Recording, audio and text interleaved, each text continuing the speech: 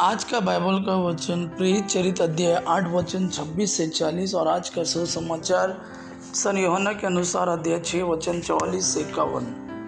प्रेरित चरित्र अध्याय 8 वचन 26 से 40।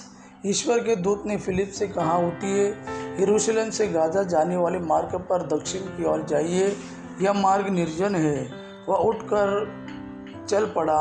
उस समय एक इथोपिया खोजा यरूशलेम की तीर्थ यात्रा से लौट रहा था। वह इथोपिया की महारानी कंदाके का उच्चाधिकारी था तथा प्रधान कोषाध्यक्ष था। वह अपने रथ पर बैठा हुआ नबी ईसायास का ग्रंथ पढ़ रहा था। आत्मा ने फिलिप से कहा, आगे बढ़िए और रथ के साथ चलिए।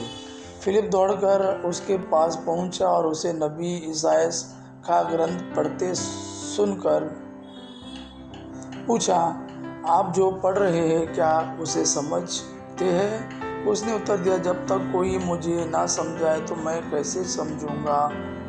तो उसने फिलिप से निवेदन किया कि वह चढ़कर उसके पास बैठ जाए। वह धर्मग्रंथ का यह प्रसंग पढ़ रहा था, वह मेमने की तरह वध के लिए ले जाया जाएगा।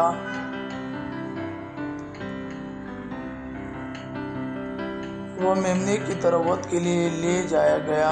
ऊन कतरने वाले के सामने चुप रहने वाली भेड़ की तरह उसने अपना मुख नहीं खोला।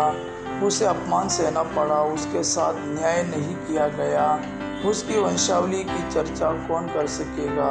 उसका जीवन पृथ्वी पर से उठा लिया गया है। खोजे ने फिलिप से कहा, आप कृपया मुझे बताइए, नबी किसके विषय में कह रहे हैं, अपने विषय में या किसी दूसरे के विषय में? आत्मा ने फिलिप से कहा, आगे बढ़िए और रथ के साथ चलिए। यात्रा करते करते वे एक जलाशय के पास पहुंचे।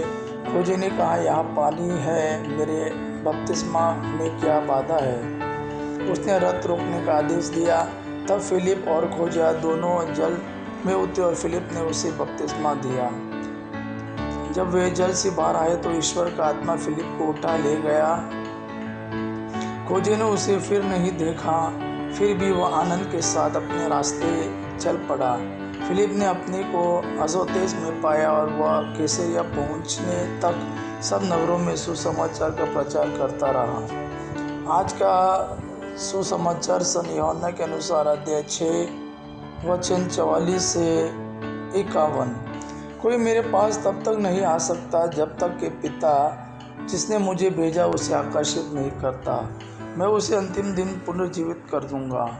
नबियों ने लिखा है, वे सब के सब ईश्वर की शिक्षा पाएंगे। जो ईश्वर की शिक्षा सुनता और ग्रहण करता है वह मेरे पास आता है। यह ना समझो कि किसी ने पिता को देखा है, जो ईश्वर की ओर से आया है उसी ने पिता को देखा है। मैं तुम लोगों से यह कहता हूँ, जो विश्वास करता है उसे अनंत जीवन प्राप्त है। जीवन की रोटी मैं हूँ। तुम्हारे पूर्वजों ने मरुभूमि में मन्ना खाया, फिर भी वे मर गए। मैं जिस रोटी के विषय में कहता हूँ वह स्वर्ग से उतरती है और जो उसे खाता है वह नहीं मरता। स्वर्ग से उतरी हुई वह जीवन रोटी मैं हूँ। यदि कोई वह रोटी खाएगा तो वह सदा जीवित रहेगा। जो रोटी मैं दूंगा वह संसार के लिए अर्पित मेरा मांस है। यह प्रभु का वाणी है। प्रभु को धन्यवाद। आबा पिता की महिमा और पुत्र यीशु का प्रेम आप पर सदा सर्वदा बना रहे। आमेन।